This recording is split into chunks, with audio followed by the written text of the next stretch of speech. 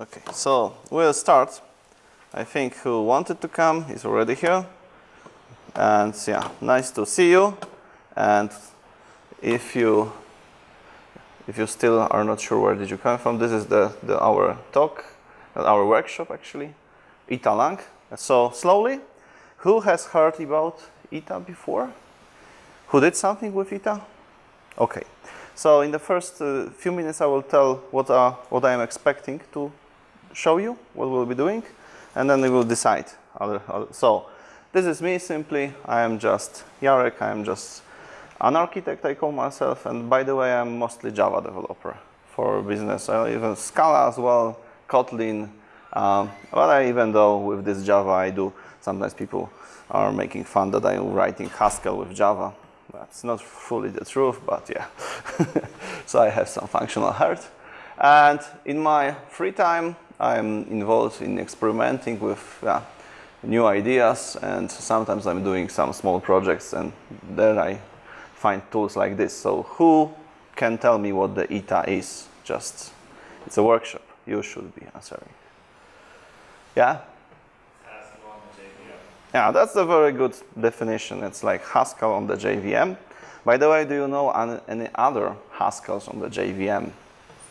Yeah, exactly. There was, and actually, I will show what's the difference. Even though I don't mention Frege, I played with Frege in the past, and by the way, even though this is an Eta workshop and I'm a little bit involved in Eta, I don't say Frege is bad. This is just a different story, and I will show you why. Okay, so okay, Haskell for a JVM, perfect answer. What is more about it is GHC. Who knows GHC? Who knows what GHC is? Just, I don't say, yeah, so. Let's go. Haskell compiler is just, Haskell is a language. GHC is a implementation, I would say the most popular one, no doubt, like a standard, and also one of, if not the oldest, one of the oldest since 90s. So, and Eta is basically trying to mimic GHC, so not just Haskell, and that's exactly the difference between Frege and Eta. Frege is just, it was actually, this is older project, it is just Haskell like a standard language written for JVM, but without compatibility with some extension and special things in Eta that you, in GHC that you have. So Eta is supposed to launch almost any GHC project on the JVM, which is, you will see where are the limitations later, but it is actually basically working. That's the goal. So the question is, for whom is Eta? The people I found actually that would love to play with Eta are those like me that love Haskell, but we are working for bank insurances, and you know they have the we only do Java here. But then there is a solution. Sometimes they actually allow a little more than Java. They allow JVM. Okay. Now, by the way, what a JVM is? You know that. Yeah? Java Virtual Machine. And what is this? It's what runs Java and all the other languages that are hosted by Java, or by the JVM. Kotlin, Scala. But what it does? Oh, converts to bytecode. Okay. We'll cover this, but okay, this is something to run all those languages in a special way. So this is one thing, but also the thing is that Java is particularly famous, and this is actually, I have to say that, the number of libraries for any problem you can imagine in Java are vast. And not only you find the libraries, but you find the good quality libraries. So that's, for instance, unfortunately the difference with Haskell, where for any problem I wanted, I could find a library, but to find the one with a good documentation and stable, that was actually a little bit hard sometimes, where in Java you have typically, for any crazy problem, you have a couple of well-documented, and of course tons of half-finished. By the way, some of them are still even worse, but this is just a vast number, and with Eta you can use those libraries. Not perfectly easy, but you can. Sometimes that people just want to write some critical parts. Really, like this is our, I don't know, model in a risk in the bank, and we want to do that in Haskell. And actually, they are even now doing that in R or other languages in Haskell. And then now they have a possibility to just, what they are doing right now, sometimes they are rewriting this after experimenting with Haskell, testing on Haskell. They rewrite it to Java, to Scala. I met those kind of people that actually that have this problem. Now they don't have to. They can just stay with Haskell, just maybe these 2-3 interesting functions they can write in Haskell, the rest in Java, no problem. And for me, probably the most important, I just want to have fun. And yeah, and hopefully, well, I'm just evaluating it. Maybe you see other opportunities who would like, but okay. So, what we are going to do today, first, biggest section will be the ETA intro. And this will be, okay, this will be just how to run it, and I expect that for, let's say, almost all of you, it will run. We'll spend some time, this will go slowly, I can tell you. We won't do any sophisticated part there, just wanna be sure that it just works for you and you are able to do your own experiments later. So this will be till the break, and then maybe a little bit later because we already started later. Okay, then there will be a part where I can use my Java knowledge, and I will show you how the JVM works with ETA. What are the maybe pitfalls, what are the problems, performance, and things like you might be interested. That will be also, this first is really for beginners. You just learn the tool, Hello World, and a little bit more complex stuff. Learn Exchange with Java, all that. The second part, I plan to be a little bit more advanced. It will be advanced. And even if you are Scala or Java developer or thinking about Clojure, that might be interesting for you to get details how the JVM works behind it, or what kind of problems you can expect as well. For instance, implementing other languages. And the last part, we'll see actually if we'll have time, because I expect some tips. This will be about ETA internal. My goal here will be to show you how to fix and basically implement a feature for ETA language. So we'll have sources. We won't have time to do it fully, but I will show you how I do that stuff. I am doing like, I already did like 3 small things for ETA whenever I wanted like a fixing compiler or something didn't work. Now there will be some extension because this is actually very, I would say, rewarding thing. It's easy. There are many low-hanging fruits, things you can contribute, and that's fun because you can learn how Haskell, how functional languages internally work. This is actually awesome, for me at least. Okay, one thing, this workshop will not be a Haskell course, so we will not be learning Haskell syntax. There will be Haskell syntax. I will show you, I explain who knows Haskell, let's say basics of Haskell, okay. So I would say for the like 2 of you that do not, or 3, and that won't be complex. We won't be using, and you will see, and I will explain. For the rest, you are free to do your own experiments and do way more than we are trying. Okay, and as for instance, JVM topics, I will just touch the surface. I will show you all the problems around, and if you want to know everything, you have to spend next 20 years digging into that. I spent 20 years with JVM, and I call myself good with that, but I wouldn't tell, I cannot tell if I even know like 10% of the stuff. Basically, anytime I need something more, I'm going to the pages, to the documentation, and it is happening quite often, actually. This is just a vast thing. Okay. And of course, for you, I'm open to questions, so we can diverge any moment. And hopefully that's no problem. There are not so many of you who will, so we can probably explore a lot. One also important thing, ETA is actually, let's say, half commercial product. So there is a company behind that is they are creating that. I would say those are 2 people as far as I know, so not that big one, but this is a startup, and they are basically thinking about doing that and then providing commercial support. But the language and everything is open source. You can play with that as long as you don't need commercial support. You just do what you want. You can change, adapt. Actually, I don't know exact license stuff there. Might check, but I haven't so far. Like I'm like all the other people associated and try to help there. And I'm not, however, associated with Typelead as a company. So on the other hand, I don't want to make them harm. I think they do a good stuff. But you know, I sometimes will show things that barely work, are not perfect. That doesn't mean they are really bad or something.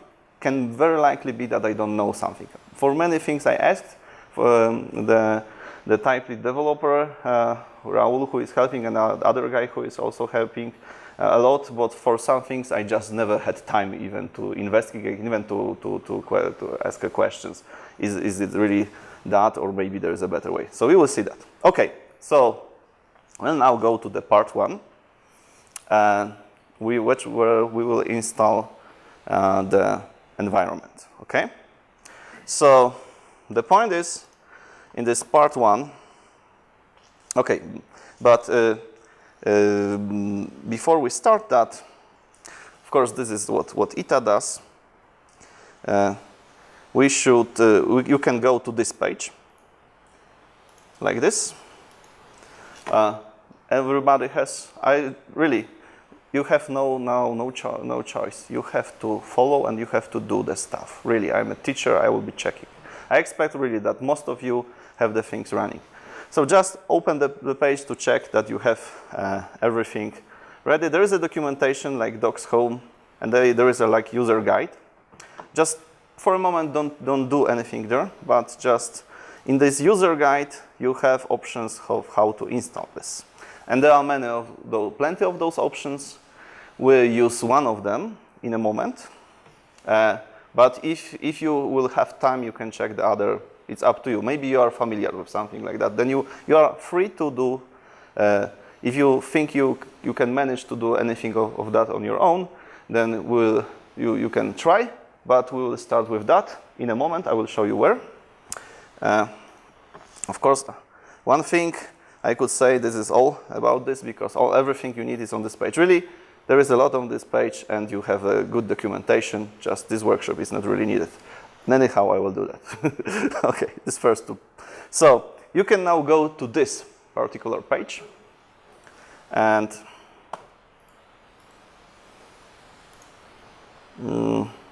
just a moment. I will show it for a moment. There is like almost everything I prepared for this workshop. However, there are some, let's say, gaps we will be filling today. And most important for you at the moment is this README. You go to workshop instructions. Okay. So everybody is there. Just raise your hand. I want to see like everybody is on this page. Slowly, just will be getting faster and faster, hopefully. So, first thing, yeah? Sorry, just before I finish all this, is ETA, does it make safe enough to be used in production or not yet? Okay, this is a good question, and I cannot answer you this question because this is actually you should ask Typelead. What they recently, but this is unofficial.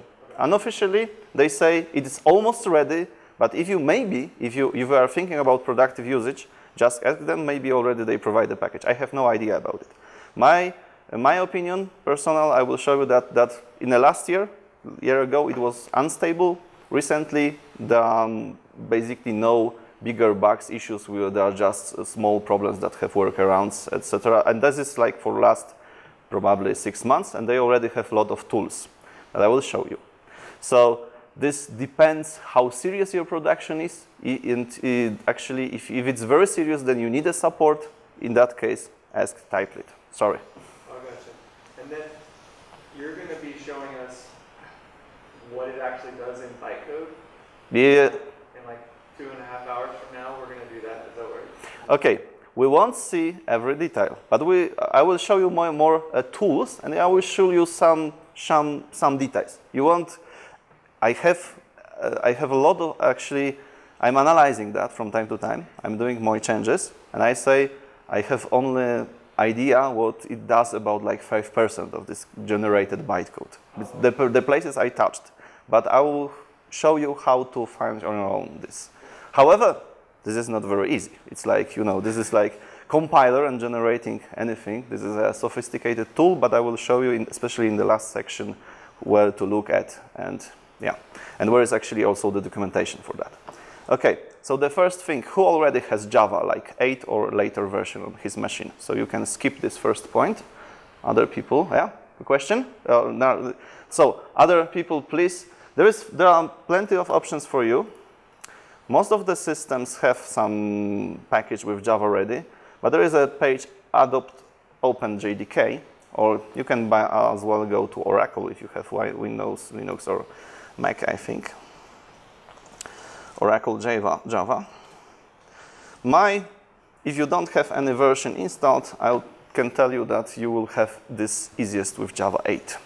I am prepared to make help with other latest version of Java officially is 12, but there are some smaller issues that we'll encounter later. But nevertheless, it will be fun to solve them, of course. This is, by the way, this is not those are not issues with Eta. I haven't found any so far. Those are issues with Java libraries like JavaFX, so GUI things and stuff like that. So, okay. So raise your hands who is already like downloading Java or has Java, right? Okay. Like 2 of you that are not involved. Okay. No Java accidentally here on this workshop? Okay. Okay, you can try. So next step is we're gonna install this Eta-lang version, and so we go. Actually, it's here in the user guide. And moment, I didn't click perfectly. Installation Eta-lang, and this is like you have packages for 3. Yeah, most common operating systems. Hopefully you fit into them. Who is not fit? Who has something else? No one. Okay. So you can download. This is just Eta-lang. This is binary, and we'll later see what this is. So at home I installed first I installed Gradle, and I installed Eta-lang. And Gradle seemed to be done nothing. You can download the installation step. But I didn't have like Eta-lang on my laptop. Okay, yeah. Should I install the single project? No. Should I use Gradle from now on if I do Gradle well? Okay. Just so you go to this page, you have this installation instructions. So for the rest, and we'll see. Basically, Gradle is a build tool, and I don't think. So you did these steps. Yeah. And did it run? It ran fine. And Yeah. just after that, I had a project Mm-hmm. I could work with, and I could build stuff with Gradle, but I didn't have the tools. Yeah. And then I installed it, and I have tools. Okay. So is it not? Okay. So this is actually how it's supposed to work. Gradle is a Java build tool, and basically it installs you this Eta and everything as a plugin inside this, but then you don't have like separate Eta and. Run REPL, for example, right? You will. No way to run REPL, you just have this installation, right? I don't know actually. Okay. Actually, I don't know. Okay. But okay, we can check later. But I never tried. But so simply, yes, it doesn't install you separate Eta or Eta anything. It just you can, as long as you stay inside Gradle, then you have it. But yeah, but because of that, I prefer this Eta version because we have more, let's say, Eta native tools, and you can do what you need. Okay, this by the way might take some time.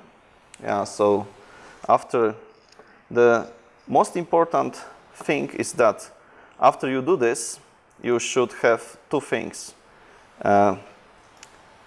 Eta version, and by the way, you first check that the Java version works for you and print something, then Eta version, and then actually this is the command that should work for you.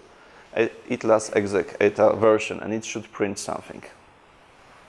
if you do all the steps like in installation, yeah.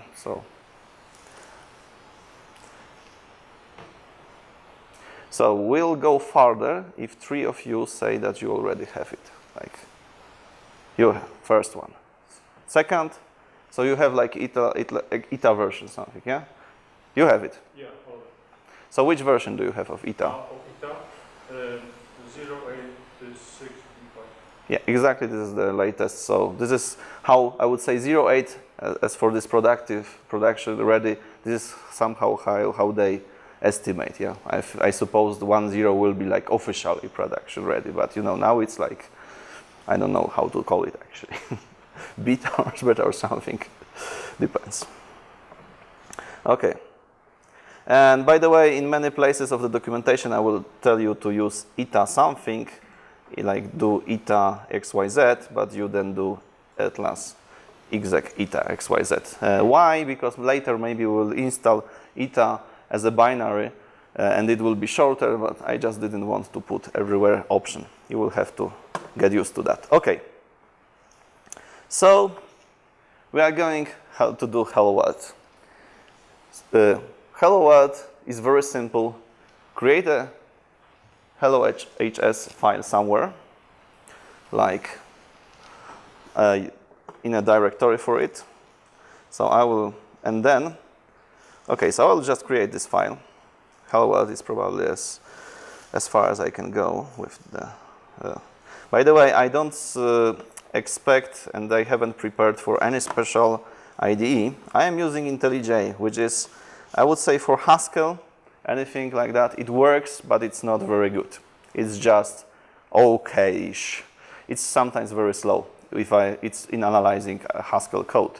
But because this is for Java, and okay, and for other languages, but Haskell plugin isn't very good at the moment. I still have hope that it will have. I'm using that because I know all the shortcuts and I just don't want to learn anything else at the moment. Maybe, but actually if it stays like that, I will learn something more sensible for Haskell because the work with IntelliJ isn't perfect really. So, but nevertheless, I will just create a file somewhere like main HS. Okay, so I created here a file. So, just a moment.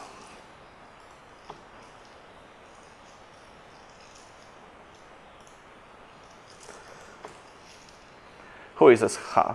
Who knows Haskell? I've already forgotten. Can you come here and do some hello words? Yeah. Sorry for the environment, but we'll try with you. So just you have this hello HS file. And do I need to specify module? No, you don't have to. It's like just do main? Yeah, I think you can do main. Continue to run my sorry. Yeah, slowly. It's just.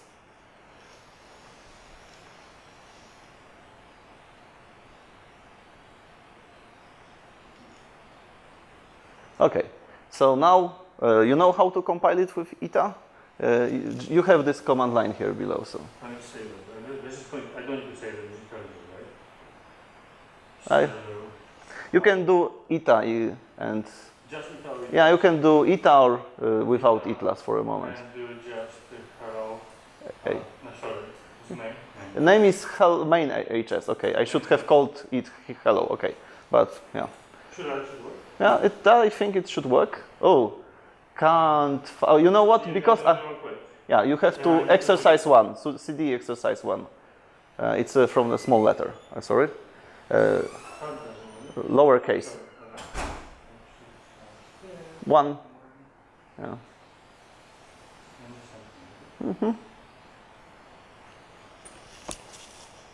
Now it takes a long time.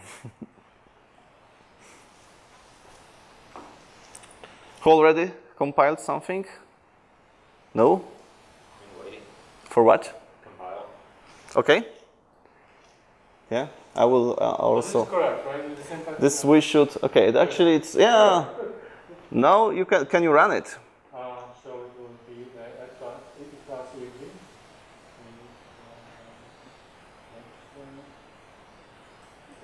And then what do I say? Oh, actually, I didn't know the syntax, but maybe itla. Okay, because we don't have Because we don't compile it as a package, right? No, we don't have. But no.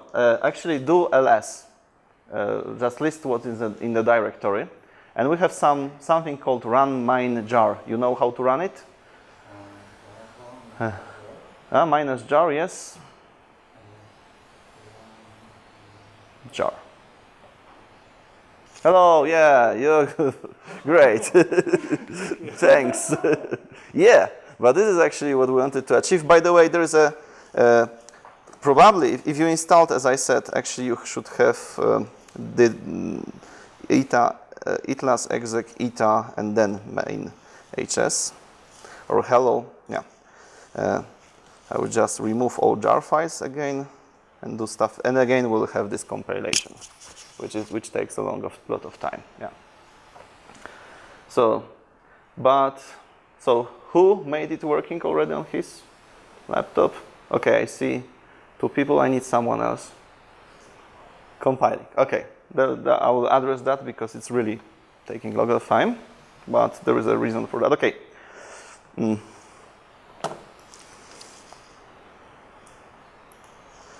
Just a moment, I will switch to the, maybe I'll move it here.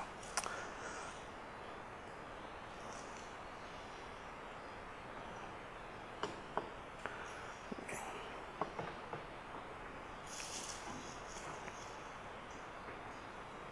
So tell me, I'm waiting.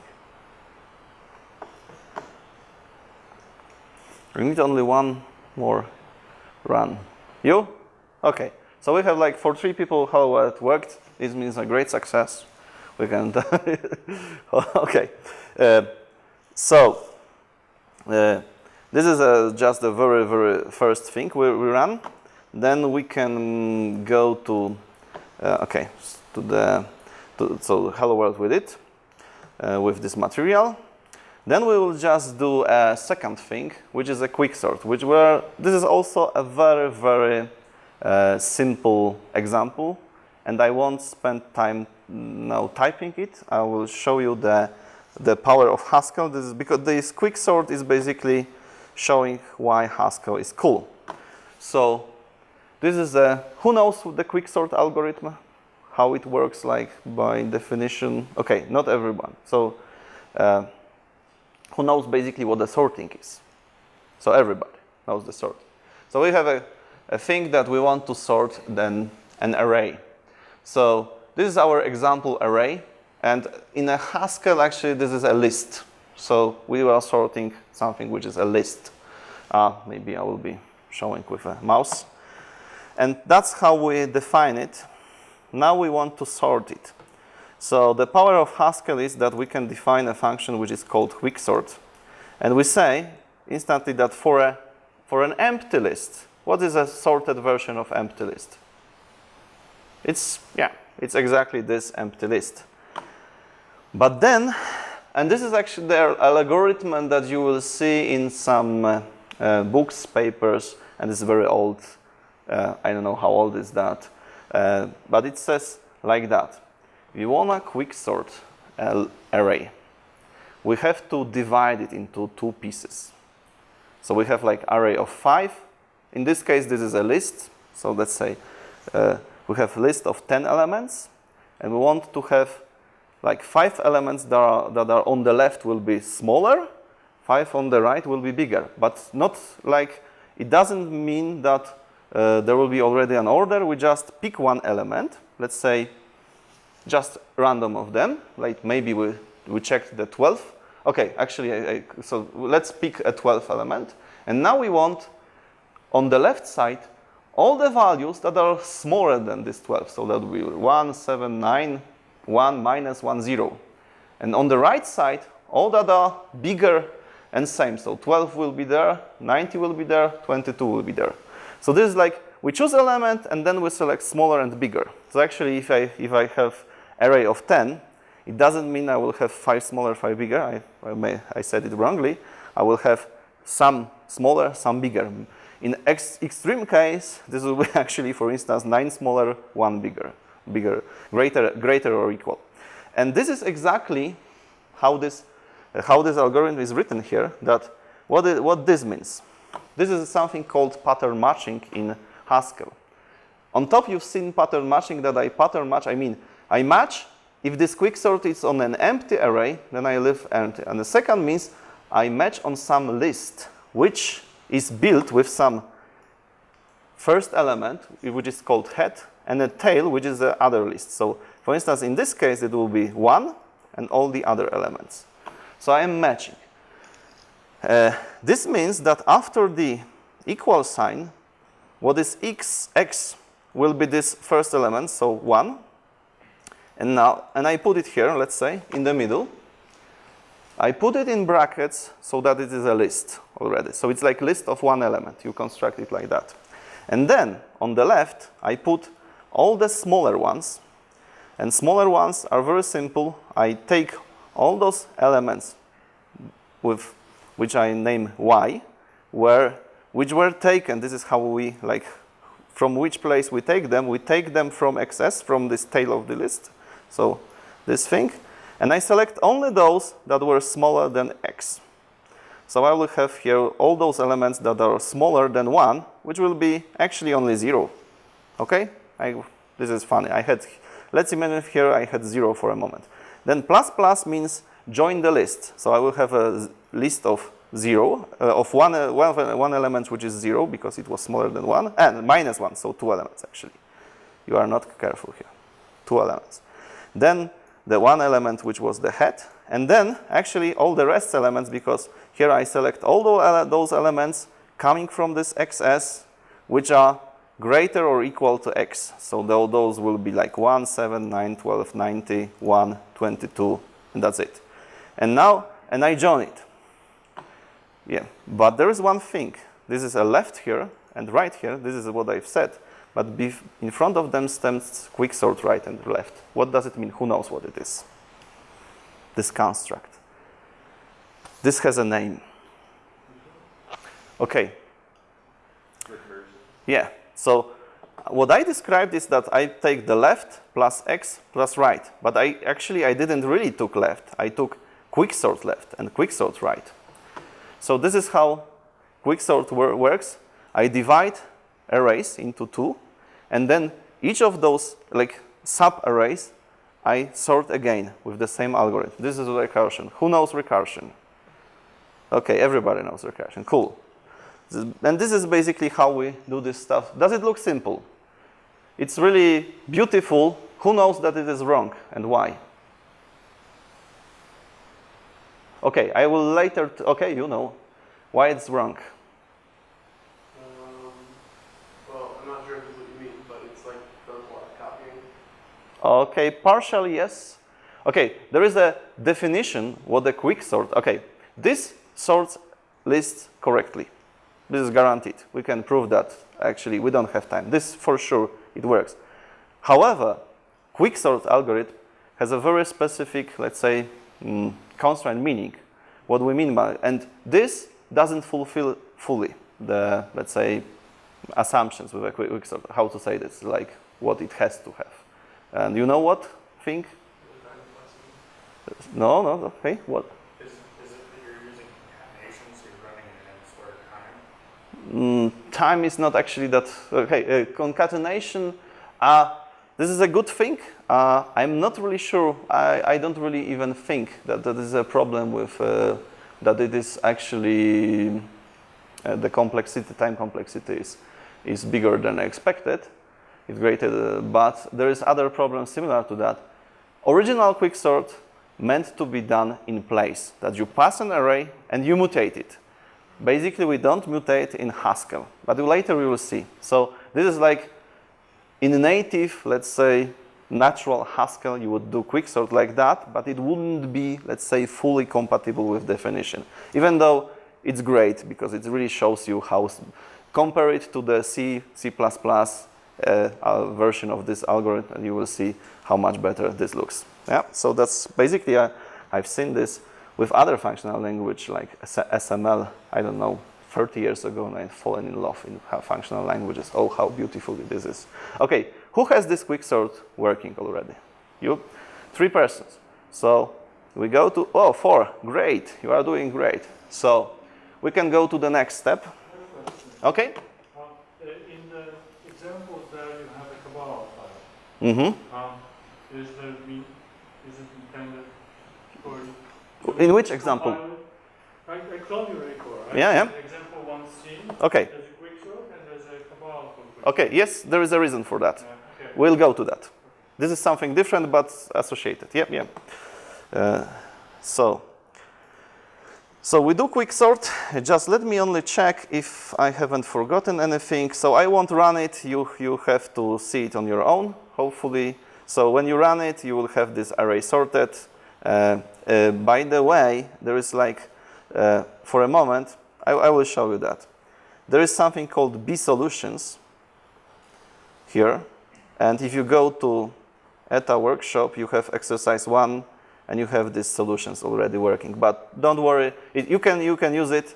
It's just, but this B solutions isn't really done for every exercise I have.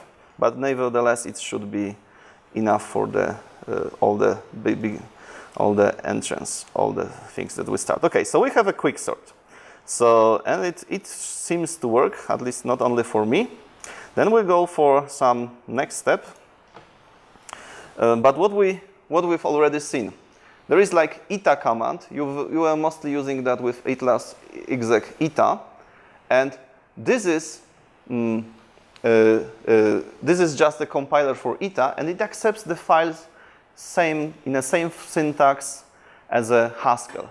Even more, that Eta as a command accepts almost exactly the set of command line options that you can find in GHC, to the point that actually I think till now they haven't even prepared the full command line specification as a documentation, because they assume everyone is using the documentation for GHC. So this is like, if you have some building script for GHC, then you can just put there Eta and it should work.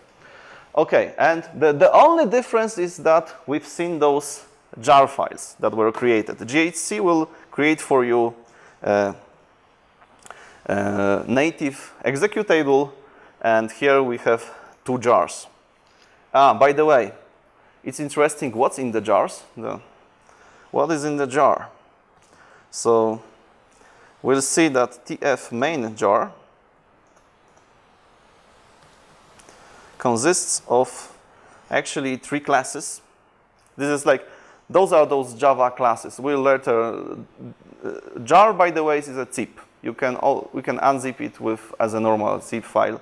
It's not a problem, and it's just a zip with some specific structure. And there is a second file which is called run main jar, which is way bigger. Who knows the difference? Why is the second one way bigger? What's the point? And I can even tell you that run main contains all the files in main. What's the difference? Probably has the Haskell runtime. Exactly. So this is just our compiled function, compiled main, whatever we had there.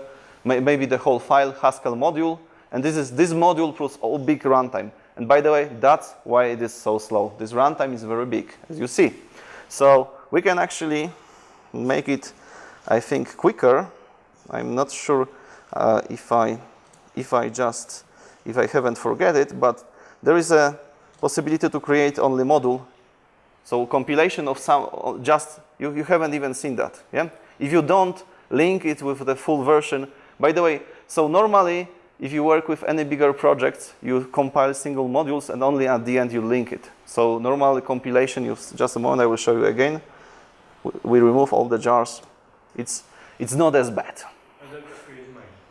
It's just, so after that, you won't be able to run it actually, but you can join it then in a build with this runtime, which is possible. Of course, at this moment, doesn't make sense. It's only usable if you have a lot of Haskell files. Each of them is a module, and after you compile all of them, you combine it in a single executable. As well, if you are just compiling, you want to check does it compile, but then you don't want to run it, then again you save yourself some time by this. So this is just, I would say normally you don't play with eta command directly. That's the point I will be showing. This is just something at the beginning we learn like how to do that, but it's not typical work. Okay, so I've shown you the jar files. We didn't really went further. We'll be in the second part of this going deeper. Linking is slow, so as I said, you can make it faster, but it's at the moment we don't really see why it would be useful, but you have really bigger projects, we'll see that. In fact, as I said, no one is normally using ETA, as by the way, Java has a compiler called Javats. I don't even remember if I ran it in the last 20 years like a Java, maybe 3 times, because no one works like that. Typical projects have a couple of files and have something called build tool. So a tool that will manage you linking and building everything so that actually your work will be faster. And for ETA, this tool is called Etlas. And by the way, who knows Cabal from Haskell? Who has heard about it? Okay, so Haskell has a native, let's say native. Haskell has a tool, quite popular, called Cabal, where we define how our project is created, which files consist in our project. Is it a library? Is it executable? Which other libraries we are using? And maybe, okay, we'll get to that. And now we have something very similar in Atlas, to the point in ETA that it exactly uses the same file structure, even with a suffix Cabal. And we'll now create it. So just a moment, workshop. So the point is, let's create in the same directory you've created this hello HS or whatever, let's create this hello Cabal. I will do it on my own right now because it's no fun at all. So I will just create file hello Cabal. Okay. And I will put it here. Very quickly we will go through that. It's nothing really complex. The name of the project version, it's all metadata. You put here what you want. There is some standard, like for instance, maintainer actually should be an email, but you don't have to follow that. Here is interesting stuff. It means I'm creating executable where main method is in hello HS. By the way, in my case, this is actually main HS, so I have to adapt it. This build depends on the base libraries. It's basically like Haskell version, like runtime 4.7 up to 5, so it's compatible with those runtimes. Actually, I copied it. I don't even know what's the difference between those versions. Like every typical project now has more or less similar definition. Base libraries of Haskell are quite, as far as I know, quite stable. And then this is actually a funny thing. Normally you would have here something like src, like my sources, and in a subdirectory called src, like a standard, but in this case they are in the same directory. And then you even choose the Haskell language version. There are some differences. So this is, I'm not sure if there is a newer version, but I'm using just this because I copied it. And this, by the way, would work with original Haskell Cabal file. But as well, you can now run it with Etlas. So if I do Etlas build, I'm not really even sure if I could. This is okay. Then it should create something. Just a moment. Oh, no, that was what I wanted. Etlas build. Now it takes some time. Again, it's busy. Again, it does a lot of stuff. So initial build is always complex. Okay, we'll wait. So do the same. There you have all the instructions. And now it's built. What is now funny, if I run this Etlas build again, it should be faster. Yes, it was faster because what is happening, it checks simply if I touched any file, if I was changing. If it wasn't changing, it doesn't do anything.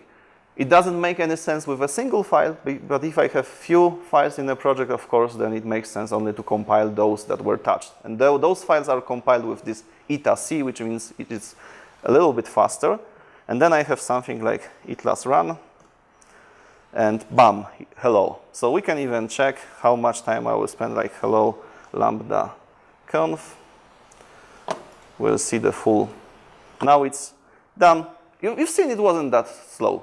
It was slower than original GHC, I can tell you that, but it goes. Okay, so who had this etlas working right now? 2P. Oh, great! You are doing really way better than I expected. So, cool. So, next step. That's all for today. And I haven't prepared anything. I thought we'll be stuck in that. No, it's not that bad. But okay. For quicksort, yeah. So this actually sandbox this stuff like by so Cabal-wise, there's like a sandbox option, right? Mm-hmm. And did actually sandbox this by default, or this is something that you need to? I don't know. Okay. Unfortunately, I'm not. Okay, I was using Cabal sandbox. It means like you have local.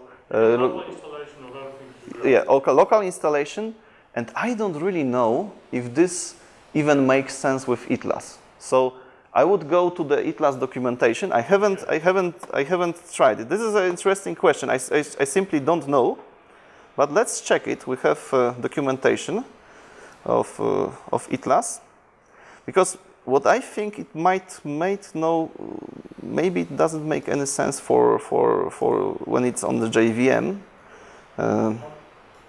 Asking it because we have actually used GitHub in our company, and we have got into Cabal have a problem that they are trying to upgrade the dependencies and things that are just not compiling. So there's still a Cabal issue there. Yeah. So being able to maybe sandbox this and for certain projects, like you have two different projects with dependencies, would be nice. Okay, so I know what you are talking about because I was in this Cabal hull, but does Sandbox really help in that totally? Yeah. Okay. It basically loads everything in separate. Yeah, that's a but. In local. But okay, okay. Just a moment, because okay, you have something like command reference. This is a good question, but I just simply never had so far such project with just etlas. I had Cabal hull with a real Haskell projects. Everybody has this, but does it have any sandbox? I just don't know. Command reference. I don't see it. Etlas sandbox. So I don't. Oh, moment. It's there is actually they have a search. Sand. I will. So did I find anything? Sandbox. Okay, there is seems to be no result for sandbox, which means maybe they don't support. And by the way, I'm not sure if it makes sense, but I would need to see your problem actually. But okay, I haven't simply had it. So I mean, I'm not really sure if it would solve anything in case of Java. Because just thinking, I don't know the answer to your problem, but I know I will later show you where to ask this, okay? Because this is actually an interesting problem. Okay, so you can do this atlas for quicksort, but let's say this is a very simple thing. We can do something more interesting, like okay. So initialize sandbox with init. So the Cabal command for sandbox initialization is init. So it's Cabal init. Atlas init you have as well. So maybe that's what it does. Yeah. But for Cabal there was like this option, sandbox, something like, as far as I remember. Okay. But simply, I don't know this part of the philosophy. This is, but okay, we'll see maybe later if I have a little bit of time. So, but now we'll go to the point, how to get a Cabal hull. No, today we won't have, but you will see why. there is something called hackage. Who knows what is this? We're running local. Sorry? I'm running local while I'm at work. Okay. So okay, that was a local. Yeah, we're running local. Yeah, local. Okay, but what is a hackage? That was a question. A repository of Haskell. Yeah. So basically, if you have any Haskell library, basically you go to the hackage. If you need any library, you go to the hackage, for instance, like audio, and you have audio libraries that you might use. Then you maybe, actually I haven't used this, but okay. This one, then you have a description, how to use that, which versions are there. So hackage is like a repository of libraries for Haskell, for GHC, and this is de facto standard. So people are using, it's like accepted, everyone is using that. So in your case, it's also possible to have like local mirror. Sorry, excuse me, so what's your name? Maybe I will call you Robert. So you had like local mirror of hackage. Yeah, so that in case hackage like original one is down or something, you can still. We're really using it for storing our own. Okay, and own. So as well, if you are working on a library, you want to share it, you put it to a hackage. But okay, you can have for a company a local mirror. By the way, in Java we have, let's say, similar things like repositories, and we'll see that later. But nevertheless, you need something like for queues. Then you have like libraries supporting some dequeue or whatever. Like, so basically anything you wanna have, there is there. I cannot simply guarantee the quality because exactly, for instance, if I was recently doing something with queues, not with Eta but with normal Haskell GHC, and I exactly ran into the COBOL HAL and the problem with the quality of those libraries. But nevertheless, so this is like the thing for you is there is just a repository of libraries, and we will use it to implement a real quicksort. Okay? So in this workshop you have how to do real quicksort. So the thing is, in this repository there is something called vector. You can search in hackage for vector and you will find a special library which more or less have something called mutable vectors, like array in any language. So maybe you've heard that Haskell is a pure language, like it doesn't let you mutate variables. Who knows that? You can't mutate things in Haskell. But there are some possibilities, and I won't go detailed here, but I think this is done with extension to C, and let's see if it has monad here. Yeah, and if you use special, let's say, thing called monads, you are allowed to do some mutations. But just don't for a moment even try. Maybe you can try to later to understand this code. What I want you to do is to type this code, and this code needs something from hackage. Exactly needs those three imports, those three let's say modules, and you have to import them. And you have to put in your Cabal file dependency on the vector. For instance, like this. So I will now do that. Maybe this is okay. So I have this exercise 1C here. This is a folder I created for this thing. I have qv sort here HS, which by the way I don't have this file. I will create it now.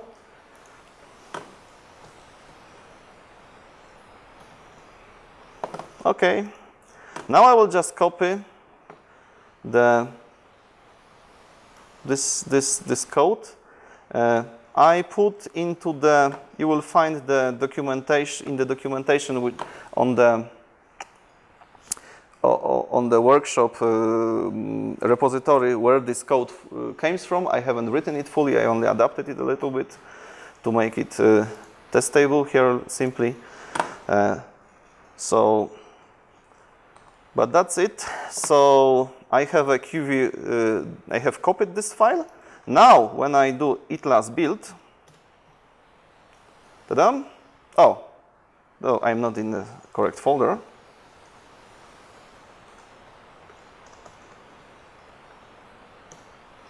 if I do Eta-lang build, I should have some problem. Yes. So it says to me, oh, you don't have data vector. Yeah, because it's not a part of a standard Haskell base libraries.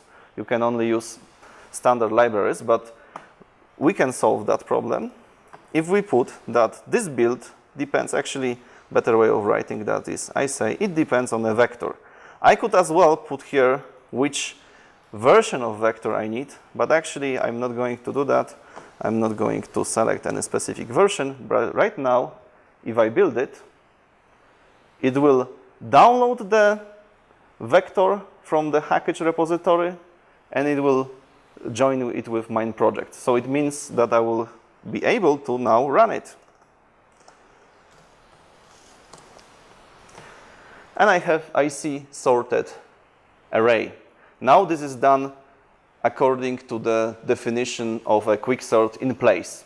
By the way, there is a great discussion if this exact solution, there is discussion on a Stack Overflow, if it's really in place. And it's, again, it depends, but what I've checked so far on the original Haskell, it is in place, in fact, even though some people argue. But, okay, this is, let's say, more academic problem. It just does it quite fast, faster than this previous recursive version, and it's just, okay, this is anyhow recursive, but then you don't do so many copies.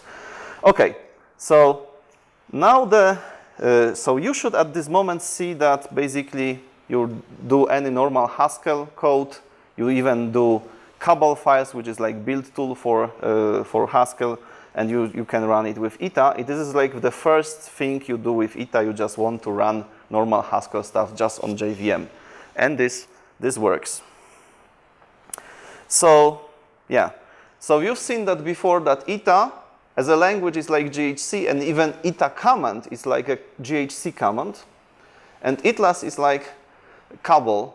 So I can even do this, like let's say cd exercise, maybe I can say GHC key, okay, that won't work. Maybe I will go to see exercise 1. I have GHC installed on my machine, so I can say GHC, that was main, HS. In that particular case, it was faster than Eta, the linking was faster, and what I now have is I first compiled file with Eta to this jar, now I have compiled it with normal Haskell to the executable, it works. So you can exchange it. Exactly, even for instance, like Eta has something like comment 02. It means optimized version of main HS. It will now take a little bit more time. I should have used -c, but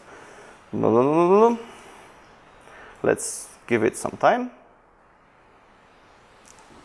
Ooh. And by the way, what it does also mean, when I'm developing for Eta, quite often I'm developing with JHC to make it faster. And then at the end, okay, this has limitation. It only works for those modules, those files that do not use Java, internal stuff like libraries. But for algorithms, like for instance the sorting, whatever you can put as a separate algorithm, you can compile it, check it with normal GHC. So I will do the same exactly, -02 main HS with, and I recompile it. And this is really awesome, so you can exchange. And this is even more, because now if I go to exercise 1C, exactly the same stuff with, okay, I already did Eta-lang build, but now I can do Cabal build. Oh, woohoo! Vector, oh, actually Cabal doesn't let me put right now any version, so I have to, I didn't know about it. Just let's go to the, why it's missing dependency, that's actually, or Cabal, shouldn't I use Cabal install? The package list from Cabal, oh, okay, I haven't been using Cabal for a moment. So it maybe will need some time, but nevertheless, you can exactly in the places you use ETLAS, you use normal Haskell cabal with the same syntax. Okay, I have just outdated version. So for a moment, okay, maybe I will. This should work like that, as far as I remember. I think, or no, we're using cabal or not? Okay, yeah, that's the point. I simply forgot, but maybe because I'm thinking it's not about vector, but because that's actually stupid. But let's see, what if I put vector here, version? I think this is complaining about something else, because actually in cabal as well I didn't have to use it. This is this vector. You could try cabal new build. Cabal and new build, okay. Okay, great. Just so it would be like new build or new hyphen build. Okay, I never used that. Oh, yeah, okay, sorry. This is actually now sure what. Because yeah, that's the problem. I also haven't been using cabal for a while because I'm using stack. Everybody nowadays is mostly using stack, but stack behind as well has cabal. This is the point. So this was original tool. Okay. So if you're using Eta, you can depend on Haskell libraries and Java libraries? Yes, this is, by the way, very interesting how it's done, and you will see that. Because those Haskell libraries quite often have imports from C, from native libraries. And how can that work on Java? They make a trick, nasty one, but I will show you. Okay, so what time do we have? We are not doing very bad. We are doing slowly, but we do. So the point is, showing that you can do everything that you can do with Haskell is just, what's the point? Okay, for those people that are forced to run on Java, yeah, might be the point. But now we go we are going to mix this project with Java. We are going to mix Haskell with Java in one project. Okay, this is, let's say, hello world in Java. Just who knows Java a little bit, like a syntax? Okay, great. So more than Haskell, everybody knows Java. Like, cool, great language. This is, of course, very readable Java class file. By the way, do you know how to recognize that from hex that something is a class file of Java? This is very easy. Because on top you have this. Actually, you should, because this is reversed, cafe baby. This is first 4 bytes in hex or cafe baby. this is actually, I think, because of Little Indian something, this is reversed, but it's actually should be cafe baby. Nevertheless, this is how class files or Java start. And by the way, in fact, in Java, what we don't really see that often class files after being compiled, because nowadays everyone puts them almost instantly to jar files, and jar is just a zipped together class files in a structure, but this structure is very simple. And Java, so there is a Java C command, Javac.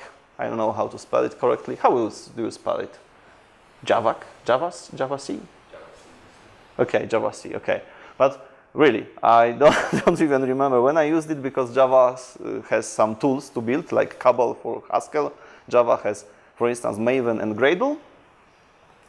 And Java as well has repositories, so like Hackage for Haskell. In Java there is something called Maven Central, and we have I don't even know how many libraries. Is there a vector library? I doubt, but well, there is something. Like vast number of libraries, but yeah, it's just there, and we can use them. So now we'll do some Java with actually Haskell, and we'll be implementing game of life. Oh, I made a mistake in a material, but nevertheless you can easily find it, because if we go to the ETA workshop, you just go to presentation. I changed the link. So, and this is workshop material 2, Conway's Game of Life. Who knows what the Conway's Game of Life is? Great. There is a, if you don't know, there is a wiki page about it.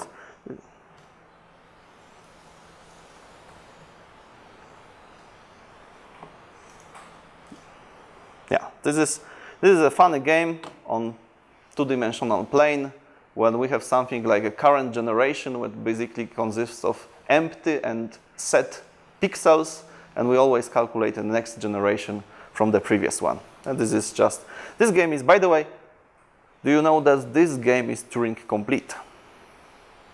So this game is actually, this basically describes some engine, and this engine is good enough to implement any algorithm. And by the way, if you want to see something really crazy, there is a game of life implemented in game of life.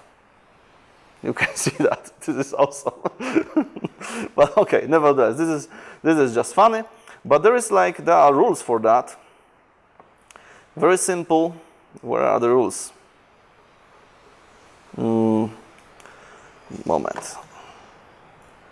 Okay, rules. Okay, so each time we want to create, like, let's say we have plane with set and unset pixels, black and white, simply, typically black are set one. We have, this is, let's say, generation, and we want to create the next generation. And there is a simple algorithm. We go pixel by pixel and only look for the neighbors, all the pixels around and only around. And simply, if that cell was already alive and has fewer than 2 alive neighbors, then it dies in the next generation. It becomes, for instance, white, becomes dead. And if a live cell has 2 or 3 live neighbors and actually stays alive, and any alive cell which has more than 3 live neighbors dies because it's overpopulated. This is very, and there is, so you can only die or stay alive. If you, in this second rule, you stay alive. Here you die because you are too lonely. Here you die because this is too crowded. And here is that the dead cell, if it has 3 neighbors, it becomes alive. So that's how new cells are created. Those rules are very simple.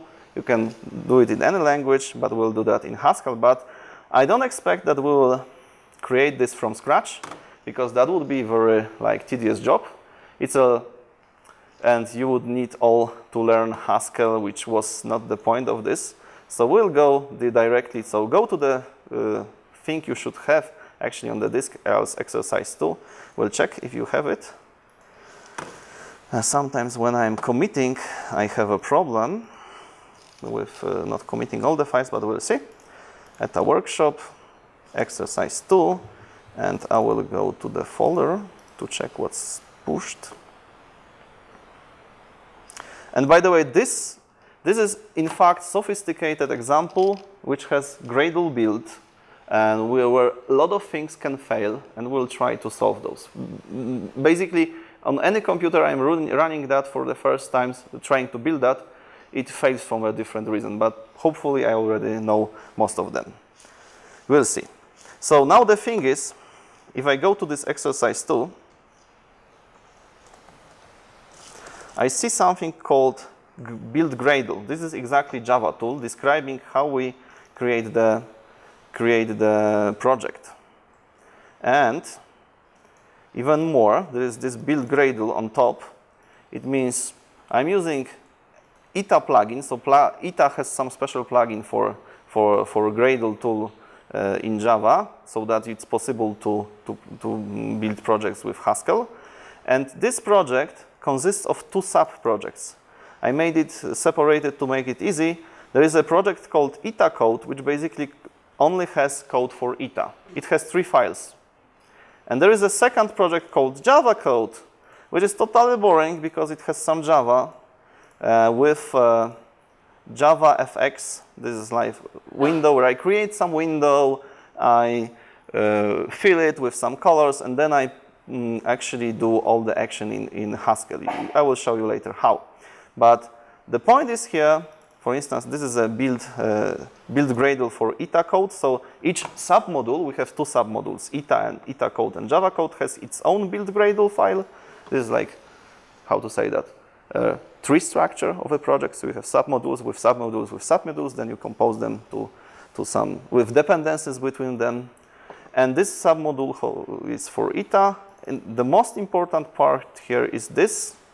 This is the life rules. So game of life rules. And maybe now how to crash course on Haskell. This is really just for you to understand. What does it mean? Who can explain this line? Yeah. It's just pre-painting a Boolean value, but with a descriptive name, so you can describe whether a cell is with the state of cell. Okay, actually, yeah, you are thinking about Boolean. For me, it's just we have a data type which basically has two possible like instances, like Boolean. But now we will call them dead and alive. So this is describe the state of the cell, single cell. Then the next line, what is this? Who knows? Yeah, but what it constructs logically here in the context of game. So it's a library Haskell. Yeah. So I've imported. Yeah, I've imported array from Hackage, and now I'm using that arrow. So basically, like a row on the battlefield on our generation is an array indexed by integer, so 0 first, 1, blah blah blah, where each element of an array is a cell. Simple like that. And you can go to Hackage to array to see how this actually works. So because array has some special operators, special functions to like insert something into array, to get element from array, etc., etc. So, but Why use array and not vector?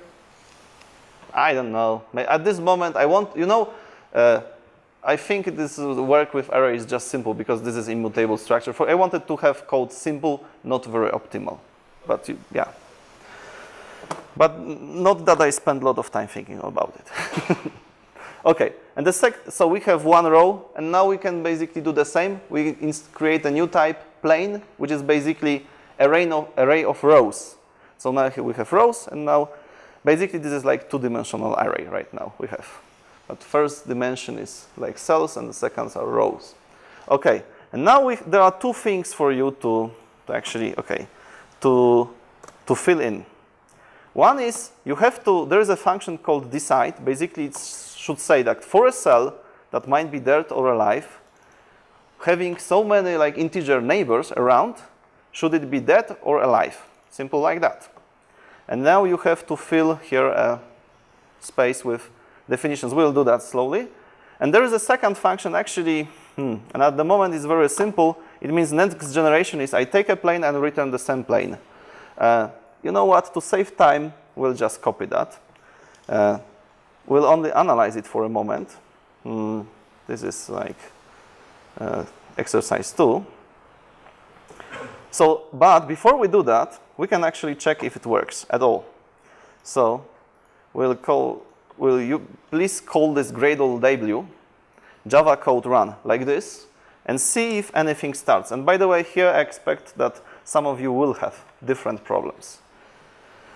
This is all of them because of various Java versions.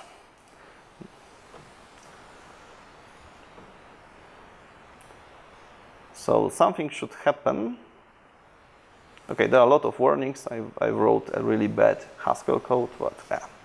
You can fix that later. And there should appear something like this on the screen.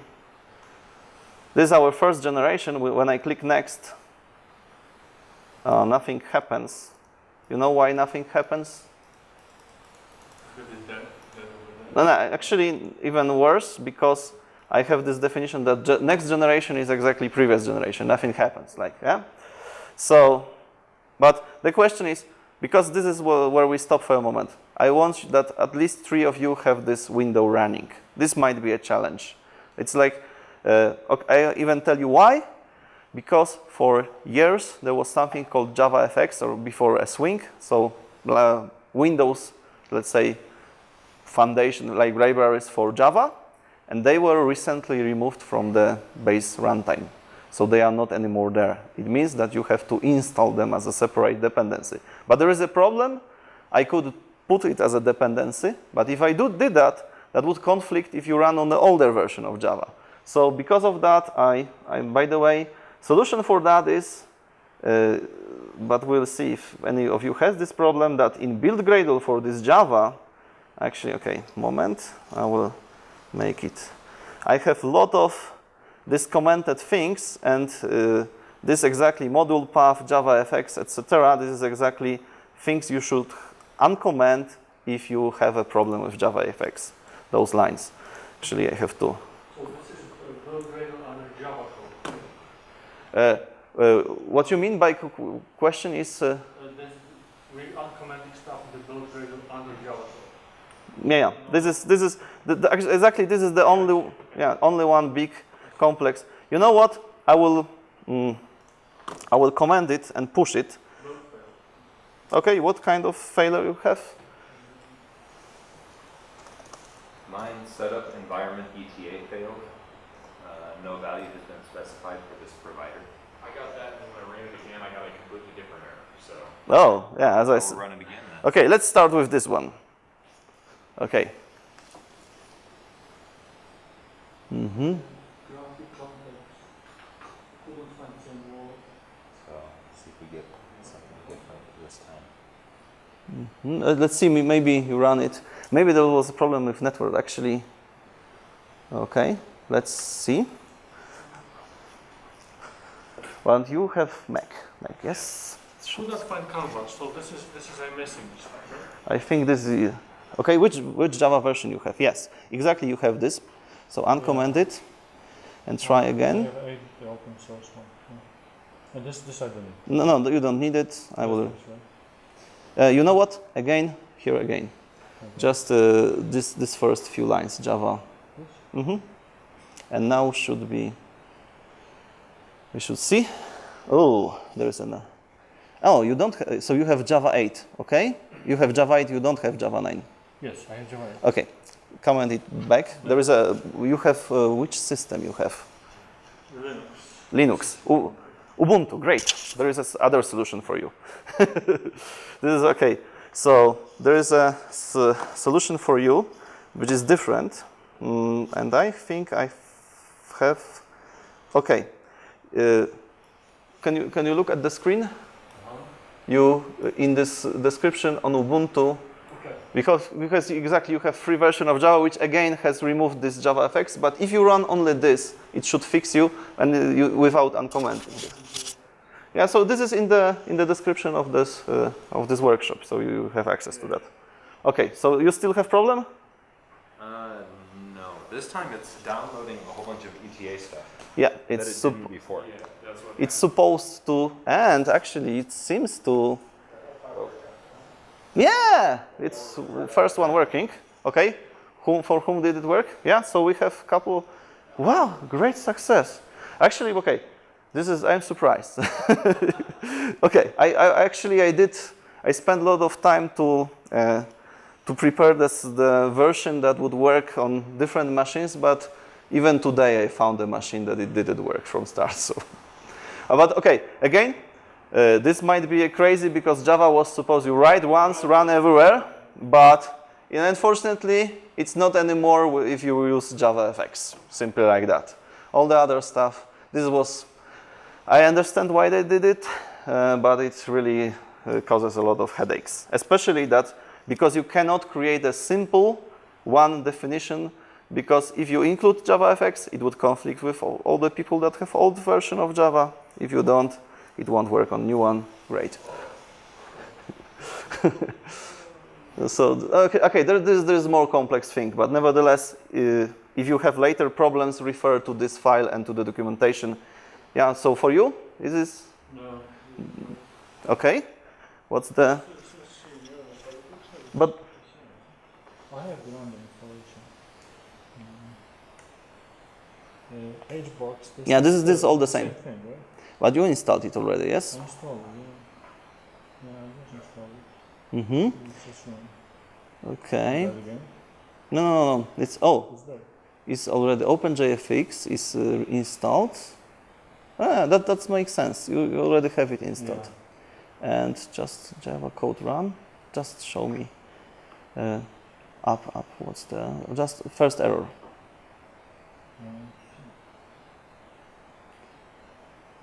Okay, I know I probably forgotten one thing. I'm not really sure. It looks like this is dependency of Java X. Yeah, but somehow it didn't install for you. But you know, I think I've forgotten about one command. Just a moment. JavaFX, this one. Oh, you know what? You can as well look in the Google for this problem. But I think what I did is you have as well to put some additional environment value that really can be. Okay, open. Okay. Okay, but maybe you don't have. The question is, okay, exactly which version of JDK are you using? I believe it's the OpenJDK 8. Okay, thing is, where is your Java? Because we can probably fix it. Okay, but you don't have like special folder with that.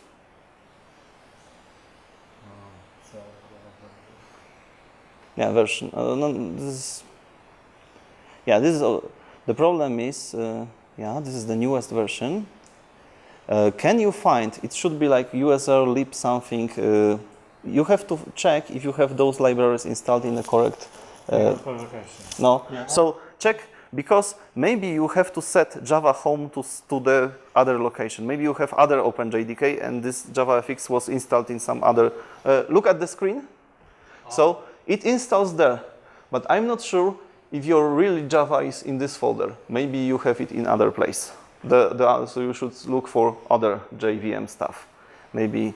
Okay, but we'll go further later. We'll solve your problem maybe. So you can. Okay. So if you have this, let's start with very simple thing. So copy pasting. I love it. Just a moment. Oh, this was actually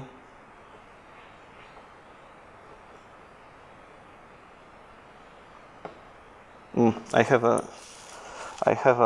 made a mistake here in the formatting, but nevertheless you can copy simply go to the live rules and create next generation like that. Well, blah blah blah. By the way, this is not really yet needed. Where? And I will explain what this means. And okay, new rows. Okay. This doesn't look really simple for a moment because we are doing here very, let's say, sophisticated thing. So for existing plane, what is this? This is the in Haskell function like definition declaration will have next generation that takes a plane and returns a new plane. Line below we say what exactly it means. Like next generation of plane. So here is like variable function argument will be called plane. What we do? Plane is an array of rows. Okay, and here we'll have new rows, and here we'll have like indices of these rows. So basically we have like list of rows, and here we have indices of them. So we'll create like 0 row, second row. Here is a list, more or less as far as I remember. And then, no, it's not a list, it's actually an array as well, because that was array. And here what we do, as explained, you will have to refer to the array definition from Hackage. It basically creates like pairs where we have a plane which is what is plane? Plane is an array of rows. So 0 row, 1 row. What we do here, we create a list of something like 0, like pairs. 0 and row 0, 1 and row 1, 2 and row 1. And here we play with that. So what we do here is process row. We simply take process row is more or less the same as next generation, but only for a single row. This function you will see just below. So we take a whole plane, a row, and int, which is which row is that, and we create a new row. Why do we have to take this plane here? Who knows? So basically we are creating next generation of a single row. Let's say it's row 7. This will be this. So we take a row, its number, and we create a new version. Why do we need to put here a plane there? Who knows? Do you have neighbors outside of Yes. So in a row, you have left neighbor, right neighbor, but you have to look also all those above you, actually. So you need also the neighboring rows. And actually, this is like in a process row, you have this something like that. And finally, there's a function like count neighbors. You can see this is like, I won't spend time explaining that, but it's actually this is a very simple, like straightforward, unoptimal going, let's count neighbors around the row, around the cell, around the pixel. But now it still won't work if I execute this code. By the way, I again have to just do Gradle Java code run. Oh, now it failed. I did something wrong.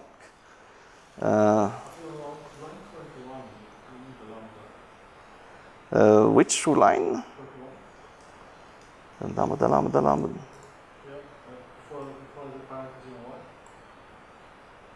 Actually, row 1, yeah, you're right. Just like this. Great, thanks.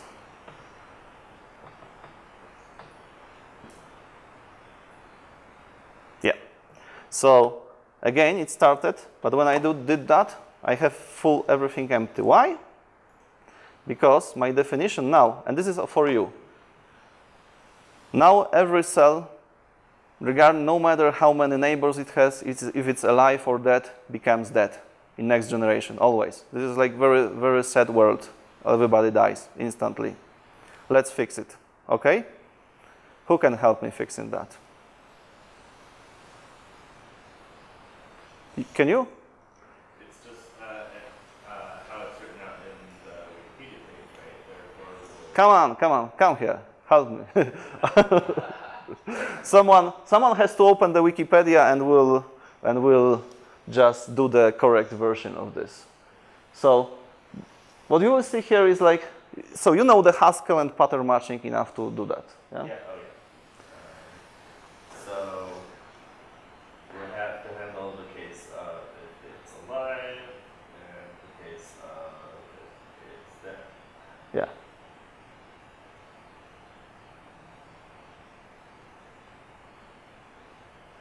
So if it's alive, does someone have the Wikipedia page up?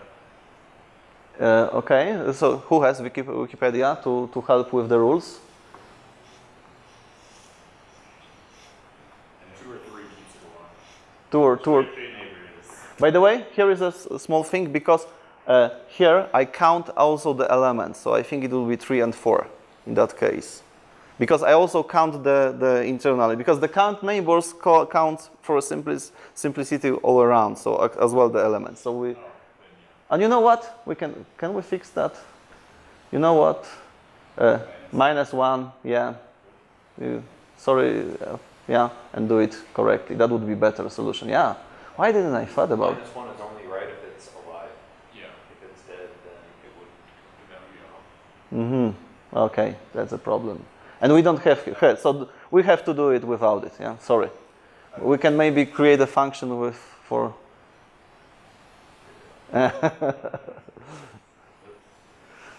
This would need for which cell, yeah, but we can fix it. Yeah, this is really good. Thanks for that. That's a good hint. Sure.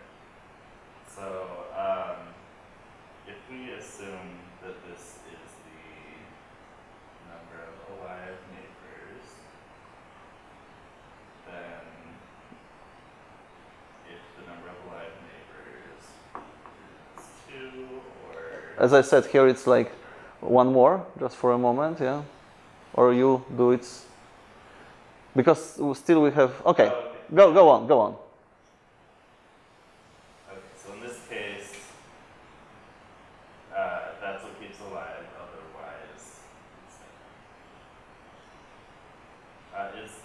Should I explain guards, or should do you want me to? Okay, I think this code is like, this is Haskell, it's self-explaining. So this how it's called, like officially this sign. This is a guard. Guard, okay, guard, but the character, I don't know the good name for that, like bar. This is like in case that, so like, or so if it's 2 alive or 3 alive, we have or, then it's alive. Yeah. Otherwise, that's like you read what's there. And what are the rules for if it's dead? Neighbors brings to life. Okay. So we have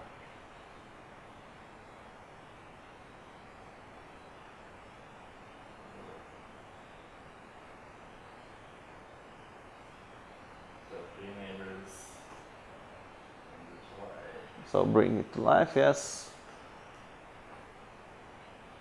Otherwise it's dead. Mm-hmm. So that relies on us fixing this. Yeah. We can only fix that if we add to this function the state of the cell, I think. Otherwise it will be, or maybe you see other possibility. But we can do that. Let's say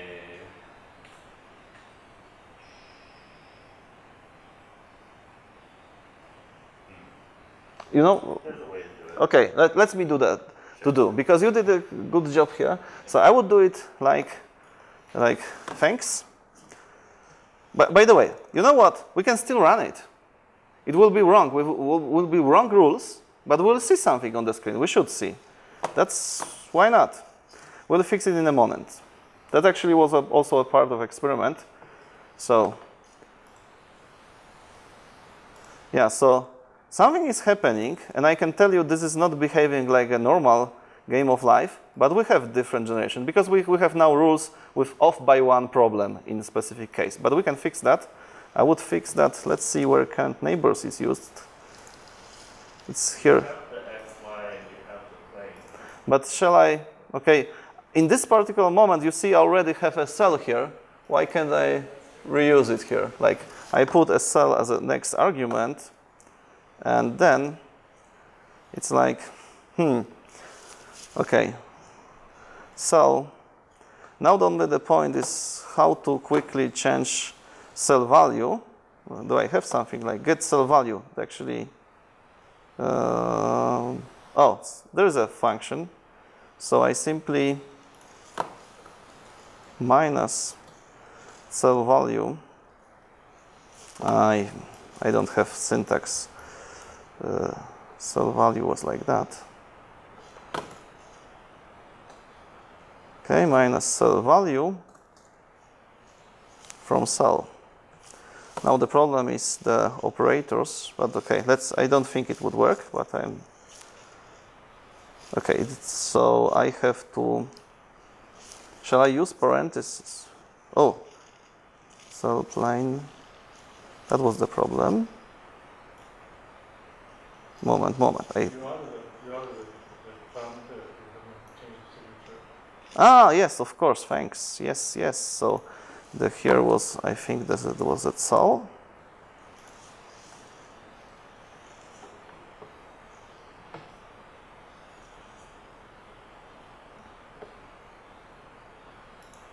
Okay, it's now slow. This looks like a standard game. I will see it. It's for a moment a little bit slow, but okay. Yeah. This is like how the proper game of life behaves. So you can try to do it on your own. By the way, I will commit this version right now, which is way better than the version I've written before. So thanks. And yeah. So this to do we can remove. Come on. Yeah, So we are just about the lunch break, yes? So it starts at 12, yes? So there is no like sleep. Okay. So I will commit. Let's go for a lunch, and we meet in 1 hour. Yes, Yeah, okay. So sorry for that because I haven't checked, but actually we did. I think we are quite good when it comes for time. So next part will be we'll finish this part with mixing Java Eta and with some. We did already, I think, all the exercises, and we'll go into the depths of JVM, which will be scary. Okay. So after the lunch, see you. Bye. I'm still having some Java FX Pro- issues. okay. That can, like, not matter after lunch. Oh, sorry, what? Is it, so I'm still having some Java FX Mhm. issues. Is that just going to not matter after lunch, or? Depends. I can help you. I can help you right now. I can help you later if you want to, and it doesn't matter as well. Yeah. Okay, so getting fairly straightforward, just package does not exist, but I do have Java, or I installed the Java 8 from the link that you gave. So, But okay, do you have a Mac or what is this? yeah, it's a Mac. Okay. So Mac and JavaFX. Actually, I don't know the solution for JavaFX with Mac on that, but we'll Google it. Yeah, let me do that because maybe JavaFX. So you have this. This is like standard problem. JavaFX, OpenJDK, Mac.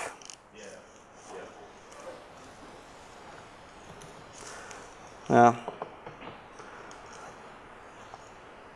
But you have like class not found, or what's the? Let's see. Package Java FX application does not exist. Okay. Package.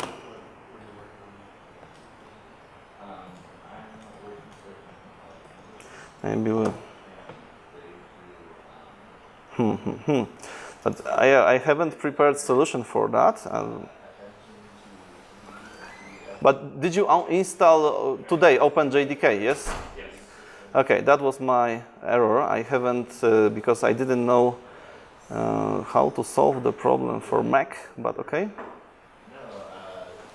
Maybe there is a solution for that. Mac.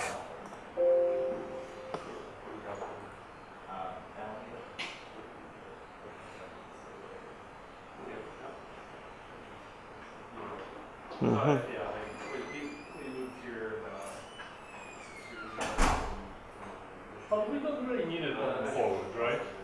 We don't really returning to this example a lot. Actually, Don't fix it today, I'm fine. actually, you know what? I am returning, but there is I created a separate, how to say that, way to survive without. Okay, good. So, but it won't be as funny. So let's. Well, yeah, I can fix it wrong. Yeah, you know, the solution actually would be probably to install OpenJDK from Oracle. You know what? Can you do that? Like, yeah, Oracle JDK. Sorry for that because I wanted to basically promote or adopt OpenJDK because it's like say more safe when it comes to licensing solution. But you can just OpenJDK 8. Yeah, this one. Because basically this one you cannot use for commercial stuff. But if you install it and you will use it, then it should work. What time are we starting? 1? I think at 1. I'm not sure. I just wanted to check. But just after the official lunch. Okay?